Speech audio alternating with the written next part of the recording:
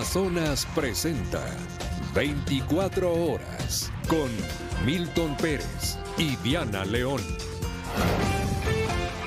Amigos, buenas noches, bienvenidos a 24 horas. El embajador de Italia en Ecuador hace duras revelaciones sobre la realidad de las mafias que operan en nuestro país y los miles de millones que mueven a través del narcotráfico y el lavado. Hola, Diana. Hola, Milton, amigos, muy buenas noches. Y mientras tanto, el presidente Daniel Noboa propone el ingreso de fuerzas especiales internacionales para reforzar la lucha contra el crimen organizado. Empezamos aquí las noticias. Empezamos en la Asamblea Nacional. En medio de señalamientos y acusaciones entre los asambleístas de gobierno y el correísmo, el Pleno aprobó hoy la Ley para la Economía de las Mujeres Emprendedoras enviada por el presidente Noboa como urgente económica. Señores legisladores, está en intervención una colega, así como cuando pido silencio en sus intervenciones, también lo mismo, señores legisladores. Que no les guste lo... La ley orgánica para apoyar a la economía de las mujeres emprendedoras es el octavo proyecto de ley económico urgente que la Asamblea le aprueba al presidente Daniel Noboa. Y aunque la votación fue casi unánime, en el debate, la pugna por los ajustados resultados de la primera vuelta electoral enfrentó a los asambleístas de ADN y el correísmo. Aquí no hemos venido a discutir sobre el resultado de las elecciones, ni a mentir que han ganado otro proyecto político. Quizás sí, ganaron democráticamente, pero no con las familias ecuatorianas, ganaron en las cárceles. No vengan con medias tintas, que proyectito de ley y las mujeres van a emprender. Mentirosos, misquishimis, no le mientan a la gente.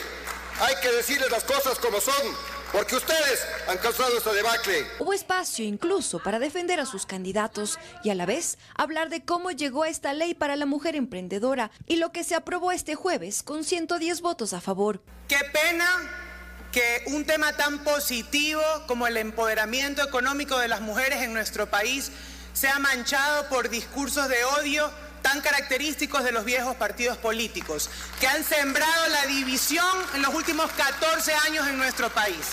Y esta ley no va a solucionar si no hay cambio de gobierno. Así es que no vengan a decir que con esta ley solucionan los problemas, dejen de mentir. Y la vamos a aprobar porque la hicimos bien, no por ese mamotreto que presentó el gobierno para mentirles a las mujeres una vez más. Pese a las advertencias de la presidenta de la Asamblea Nacional de mantener el orden y que las intervenciones se centren en el tema de la convocatoria, los señalamientos entre las dos bancadas siguieron.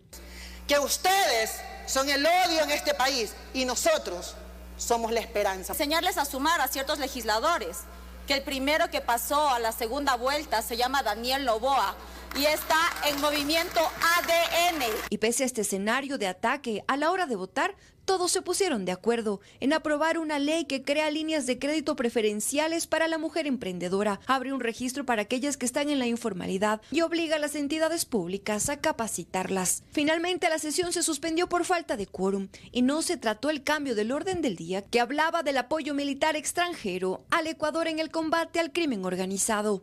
En Quito, Karen Aro, Teleamazonas.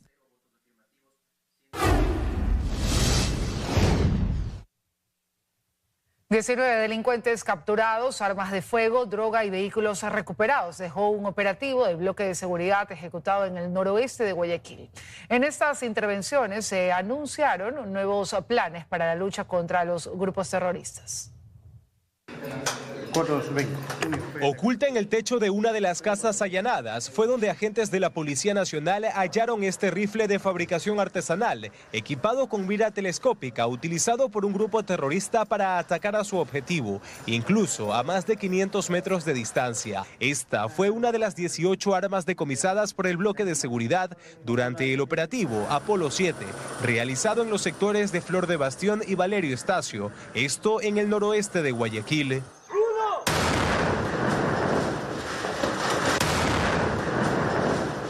Durante estas intervenciones, agentes tácticos del GIRE explotaron estas 3 covachas, donde días atrás rescataron a víctimas de secuestro. Y se ha incursionado en más de 550 viviendas aquí en el sector. Aquí está el Estado presente y no vamos a permitir que se altere la democracia. Este nuevo operativo realizado en el distrito Nueva Prosperina, actualmente la jurisdicción más violenta del país, dejó 19 delincuentes capturados, 7 de estos con antecedentes penales. Sustancias sujetas a fiscalización entre marihuana, clorhidrato de cocaína.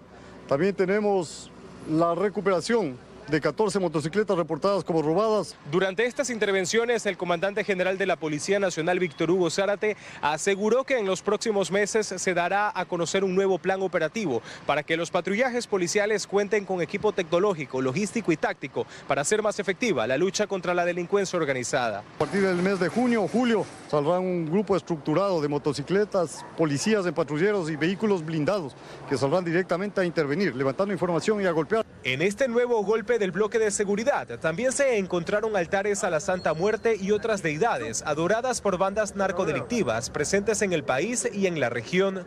Ricardo Alcíbar, Teleamazonas. Varias operaciones militares se desarrollaron durante la madrugada de este miércoles en las provincias de Orellana y Sucumbíos.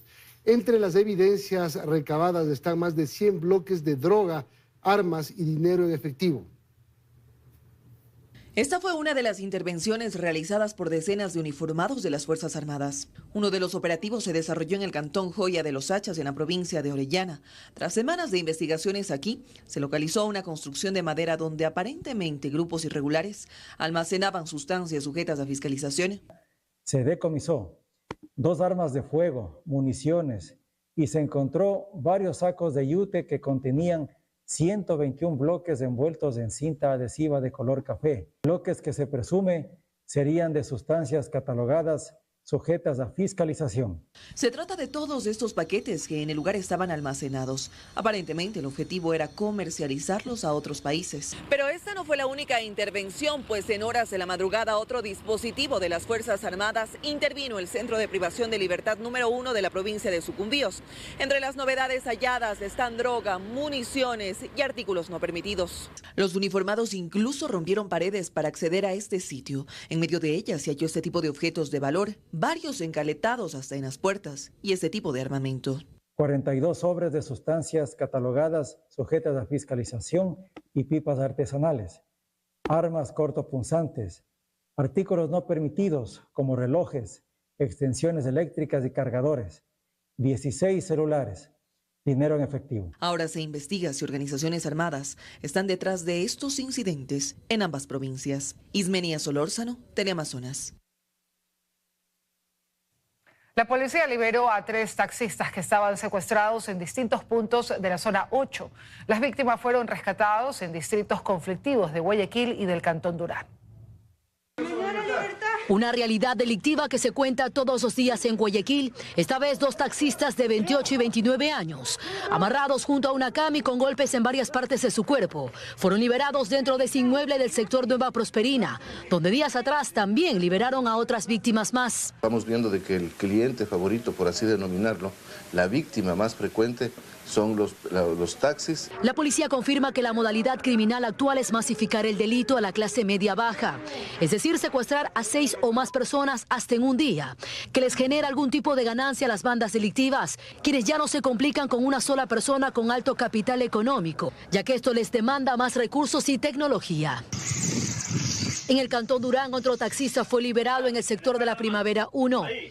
24 horas pasó secuestrada una persona gritando y a los lados habían 4 viviendas con gente viviendo ahí y que no hacía absolutamente nada.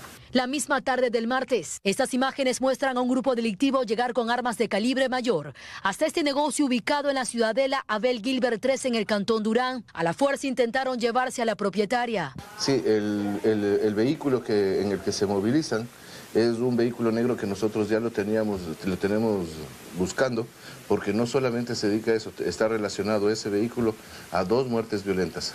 Solo en el Cantón Durán más de 15 personas han sido liberadas de enero a lo que va de febrero, mientras que Nueva Prosperina ya suma más de 30 víctimas liberadas. En este sector donde hasta el momento 50 casas utilizadas para este delito han sido destruidas. En tanto en el Cantón Durán, más de 20. Catalina García, Teleamazonas. La creciente violencia en el Cantón Portoviejo afecta a varios comercios de la capital manabita. Ante la inseguridad, algunos locales han optado por cerrar hasta 3 horas antes su horario habitual.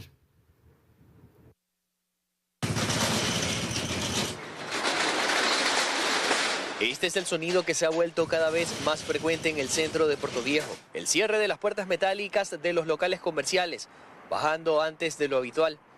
A partir de las 5:30 de la tarde, muchos comerciantes cierran sus negocios. reflejando el temor que se ha apoderado de la ciudad ante el aumento de la violencia. La rutina ha cambiado. La prioridad no es vender más, sino resguardar su seguridad y salir más temprano. Mire, si usted se da cuenta, hay muchos locales que ya en el centro están cerrados. Y muchos locales que no pueden vender y no tienen seguridad, van a tener que cerrar. A esto no se ve una solución. Nosotros tenemos que cerrar 5 de la tarde, 6, 5 y media, porque ya es algo que ya no se puede. La delincuencia, todo esto es demasiado. O sea, el nivel de económicamente nos ha bajado mucho. Mientras realizábamos este trabajo periodístico, notamos que algunos vendedores prefieren no hablar sobre el tema. Su silencio es una muestra del temor a represalias en sus negocios. Uno no sabe quién lo está escuchando, quién lo está viendo. En realidad ya no sabemos quién es un ciudadano común y corriente y simplemente quién es un espía de alguna banda delictiva. El cierre temprano de los locales comerciales es una respuesta a la crisis de inseguridad que afecta a varios puntos de Portoviejo, esperando los comerciantes que la situación mejore. Pero cada día sienten que la seguridad para su ciudad está cada vez más lejos. Ricardo Cruzati, Teleamazonas. El presidente Daniel Noboa dispuso que se brinde custodia a exfuncionarios que pertenecieron al bloque de seguridad por 6 meses inicialmente. La ministra del Interior, Mónica Palencia, y el exdirector de Servicio de Atención a Privados de Libertad, Luis Sandulvide, figuran en la lista. Se trata del decreto ejecutivo 540 firmado este miércoles. En él, el presidente Daniel Noboa dispone a la Policía Nacional que proporcione protección a quienes formaron parte del bloque de seguridad y también a quienes participaron en actividades de decisión administrativas, acciones de defensa, gestión penitenciaria, entre otras, dentro de esa unidad de tarea conjunta. La decisión se adopta luego de un fin de semana de cambios en ese frente. Mónica Palencia dejó el Ministerio del Interior y el general Luis Sandulvide la dirección del Servicio de Prisiones. Por lo tanto, ambos exfuncionarios cumplen con las condiciones para recibir la protección policial que ha dispuesto el presidente.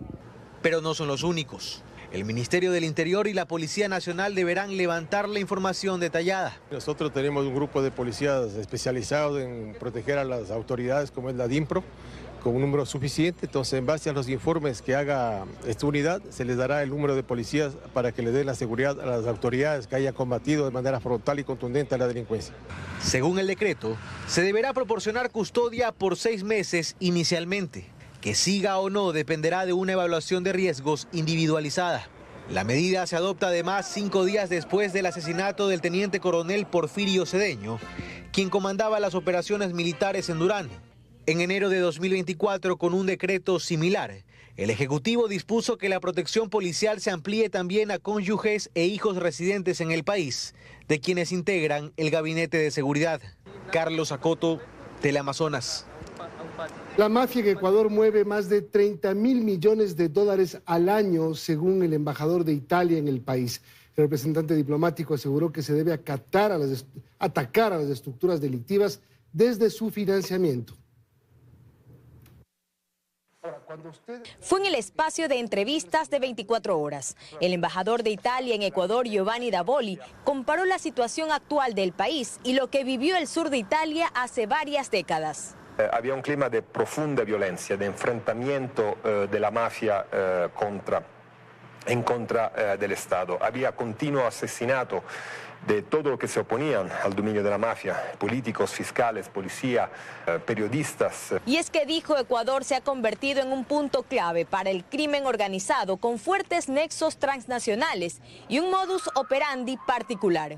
Claramente hay una mafia ecuatoriana, hay uno grupo ecuatoriano, por eso grupo ecuatoriano están conectados con grupos de otros países. Según las estadísticas de las Naciones Unidas del año pasado, desde el Ecuador sale más del 70% de la cocaína mundial.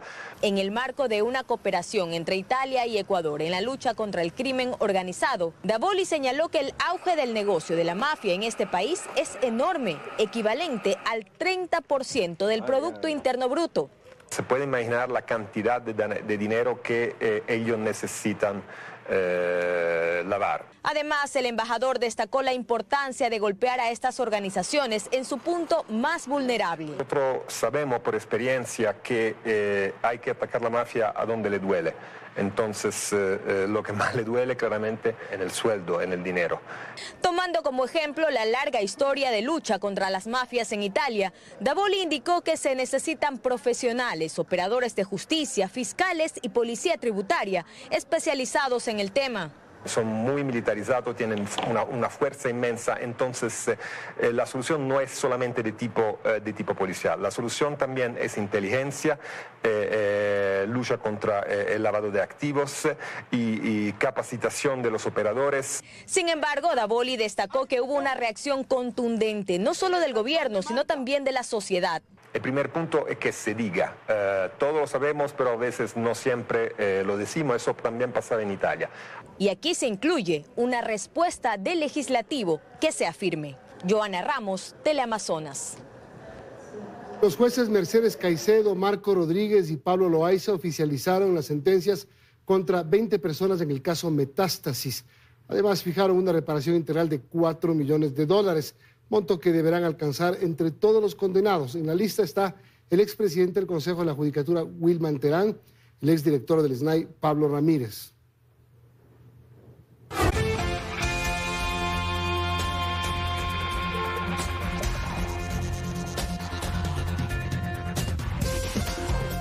La provincia de Los Ríos sufre los mayores estragos del fuerte temporal en el país, con 5 de sus afluentes desbordados que causan daños a su paso. Esto mientras que se activa la alerta naranja en un sector de Puerto Viejo. Se trata de los ríos San Pablo, Las Juntas, Catarama, Chilintomo, Babahoyo y Cristal.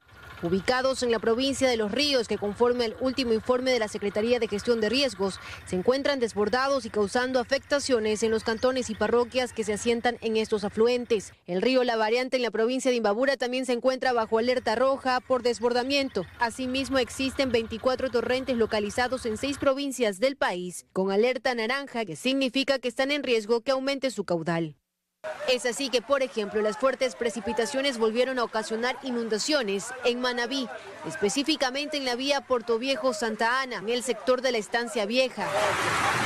Aquí moradores de la zona tuvieron que actuar rápidamente para impedir que esta motocicleta sea arrastrada por la fuerza del agua estancada. En Carchi, en el Cantón Espejo, el panorama no es diferente. Aquí un aluvión, además de dejar sin acceso a la parroquia El Gualtal, también destruyó decenas de emprendimientos relacionados con el ecoturismo. Estábamos recibiendo personas los fines de semana. Para eso nosotros adecuamos la propiedad con principalmente plantas frutales. La Secretaría Nacional de Gestión de Riesgos ha detallado que de momento se ha declarado 4 cantones en emergencia, que son el Cantón Chimbo en la provincia de Bolívar, los cantones Natgaritza y Centinela del Cóndor en Zamora Chinchipe y el Cantón Olmedo en Loja. Asimismo, se han declarado 2 parroquias en emergencia, San Antonio de las Aradas en el Cantón Quilanga, provincia de Loja, y García Moreno en el Cantón Cotacachi en la provincia de Imbabura. Además, se ha establecido bajo alerta amarilla el sector de la ciudad de La Fátima en el Cantón Puerto Viejo. Debido al impacto de las torrenciales lluvias, se mantienen activados 17 COE cantonales que coordinan acciones con el Comité de Operaciones de Emergencia Nacional liderado por la ministra de Energía, Inés Manzano. Astrix Ingrid, Teleamazonas. Y colapsó totalmente la calzada en el kilómetro 22 de la vía Cuenca Girón Pasaje, donde hace unos días se represó gran cantidad de agua tras las fuertes lluvias. El Ministerio de Transporte anunció que colocará un ducto de mayor capacidad.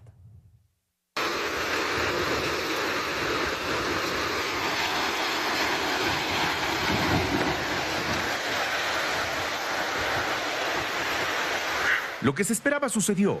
La mesa de la vía Cuenca Girón Pasaje en el kilómetro 22 colapsó cerca del mediodía de este miércoles. El paso vehicular por este sector estuvo ya restringido desde el pasado martes. Ahora se busca su arreglo inmediato, indicó el ministro de Transporte y Obras Públicas, Roberto Luque. Ha fallado la alcantarilla y la mesa de la vía. Ya hay un ingeniero hidráulico que debe estar ahorita en el sitio y debe estar haciendo unos cálculos preliminares para ver cuál es la solución. Una vez determinada la solución, vamos a dar tiempos exactos de cuánto nos podemos demorar en la solución definitiva, si es que es algo que podemos hacer con el contrato que tenemos abierto, o en una solución provisional hasta construir la definitiva. Luque espera que la vía vuelva a estar operativa antes del feriado de Carnaval. ¿Hay premura porque estamos a puertas de un feriado? Exactamente, hay premura para sacarlo antes del feriado, ya sea con la definitiva o con la provisional. ¿Pero se sale para Sí, hay que hacerlo. Recordar que los vehículos livianos son desviados por la vía alterna Tarqui Victoria del Portete y los pesados por Molleturo y Cañar. Las volquetas no pueden pasar porque por la vía alterna, por la Victoria del Portete, una vía que tiene puentes que por su uso, por la antigüedad, unos puentes que no garantizan pasar vehículos pesados. En Cuenca, Iván Rodríguez, Teleamazonas. La ministra de Energía, Inés Manzano, en nuestro espacio de entrevistas afirmó que la recuperación de electricidad en el país es de 700 megavatios, mejorando así la producción eléctrica. A esto se suman las actuales condiciones climáticas que garantizan la generación de los próximos 2 años y que la alerta de estiaje no existe. Escuchemos. No existe la posibilidad de que haya un apagón en abril. Y también quiero decir que no existe estiaje en abril. Se está cometiendo el error de comparar con lo que pasó el año pasado, pero no existe estiaje.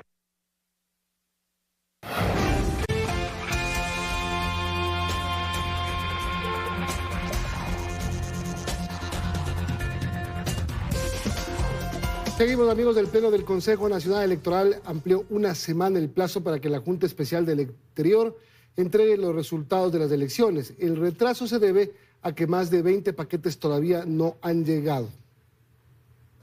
Hasta el 26 de febrero, la Junta Especial del Exterior tendrá plazo para culminar el escrutinio de la primera vuelta de las elecciones generales del 9 de febrero. Así lo decidió este miércoles el Pleno del CNE, luego de que pidieran una prórroga de una semana. El retraso se debe a que 23 paquetes de la circunscripción de Europa, Asia y Oceanía no han podido llegar aún a territorio nacional. 1 de Beijing y 3 de Moscú y 19 de Génova, Italia. Son varios los factores, creo que las conexiones, el clima también tiene bastante que ver en esto, hace que no hayan llegado hasta el momento. Los cuales estarán arribando al país entre el 19 y el 25 de febrero del 2025. De ellas, al menos 10 actas presentan novedades, por lo que la Junta tendrá también que realizar el recuento. La mayoría de novedades que tienen son inconsistencias numéricas y sobre todo con el reconocimiento de caracteres inteligentes del ICR. Es un problema con los escáneres que no reconocen, entonces vamos a buscar maneras de solucionar eso. Los últimos paquetes en llegar al país fueron 68 de Egipto, Estados Unidos y España. Con ello, las circunscripciones de Estados Unidos y Canadá y Latinoamérica y el Caribe están en un 100% de escrutinio, mientras que la Junta de Europa en un 99.05%. En total son 636 paquetes de un total de 456.485 electores de las 3 circunscripciones. Una vez que la Junta Especial concluya su trabajo, el Pleno del CNE reinstalará la audiencia pública de escrutinios para la proclamación de resultados. Lucía Clavijo, Teleamazonas. Al menos 6 organizaciones políticas entrarían en proceso de extinción tras no alcanzar el mínimo porcentaje de votación, mientras que otras 2 quedan con tarjeta amarilla. El CNE empezará los procesos tras la segunda vuelta. Tras no alcanzar ni siquiera el 1% de votación en estas elecciones de 2025 y tampoco el mínimo en las de 2021, son al menos 6 las organizaciones políticas que están en riesgo de desaparecer. Se trata de Unidad Popular, Sociedad Patriótica, Movimiento Amigo, Avanza, Suma y Construye, según lo que revela hasta ahora el escrutinio. El artículo 327 del Código de la Democracia es absolutamente claro. Aquellas organizaciones políticas que no han cumplido o no han llegado con el umbral del 4% están condenadas a la extinción. Así también si no obtienen un número mínimo de legisladores. Y de acuerdo a lo que establece la ley, otras 2, el Partido Social Cristiano e Izquierda Democrática, tienen tarjeta amarilla, lo que significa que si en las elecciones de 2029 obtienen una baja votación, serán eliminadas. Carlos Aguinaga, ex consejero electoral, explica que el proceso empezará una vez se proclamen resultados en la segunda vuelta. El Consejo Nacional Electoral tiene que disponer que se hagan los informes y los cálculos correspondientes de la representación política. Son notificados a las organizaciones políticas para que puedan ejercer su derecho de defensa. Ya depende de la autoridad administrativa electoral el imponer los tiempos y los plazos. Sin embargo, para ambos expertos, aunque estas organizaciones salgan de la contienda, la lista sigue siendo demasiado amplia y la votación cada vez más polarizada. Y tiene que ver con la necesidad de que se sincere el sistema de partidos ecuatorianos. Funcionaría con eficiencia contando con 4 organizaciones políticas. Está inadecuadamente configurada. Hay mucho de lo que se ha hablado de partidos que no tienen sustento ciudadano, que se crean para compra-venta de candidaturas, para alquilar puestos. Una vez el CNE emita las resoluciones, estas pueden ser apeladas ante el Tribunal Contencioso Electoral. Lucía Clavijo, Teleamazonas. Y el presidente candidato Daniel Noboa participó en el lanzamiento del nuevo modelo de alimentación escolar en Cayambe, provincia de Pichincha. El plan piloto iniciará en 9 cantones y busca entregar raciones de comida fresca entregada por productores locales. Estudiantes de unidades educativas fiscales del cantón Cayambe en la provincia de Pichincha recibieron este miércoles al presidente candidato Daniel Noboa en el Coliseo de la localidad. Ellos son parte de los más de 20.000 niños y jóvenes que tendrán un nuevo modelo de alimentación escolar. Precisamente Noboa participó en el lanzamiento del plan piloto de esta iniciativa en conjunto con el Programa Mundial de Alimentos. El objetivo es que los alimentos que actualmente se entregan, leches, jugos, galletas, sean reemplazados por raciones frescas, producidas en las propias localidades. Es una herramienta de transformación social. Al integrar a pequeños productores locales como proveedores, fortalecemos la economía de nuestras comunidades rurales. Según Alegría Crespo, ministra de Educación, esto permitirá reducir los índices de desnutrición crónica y combatir la obesidad. 17.5% de los niños menores de 5 años sufre desnutrición crónica y al mismo tiempo enfrentamos un aumento en las tasas de sobrepeso y obesidad. Por su parte, Noboa señaló que este tipo de programas son la puerta a un mejor futuro. Y gracias a cada uno de ustedes por su apoyo, por seguir creyendo de que un nuevo Ecuador es posible. Y acusó a la Asamblea de intentar detener su trabajo. ¿Cómo seguir financiando becas a pesar de que constantemente tenemos ataques de parte de la Asamblea para poder reducir presupuesto? Y a todas esas personas que hoy en día nos quieren tratar de atacar, nos quieren tratar de detener, pues sigan participando porque no lo van a lograr. Su agenda finalizó en el Mercado Central de Cayambe. Belén Merizalde, Teleamazonas.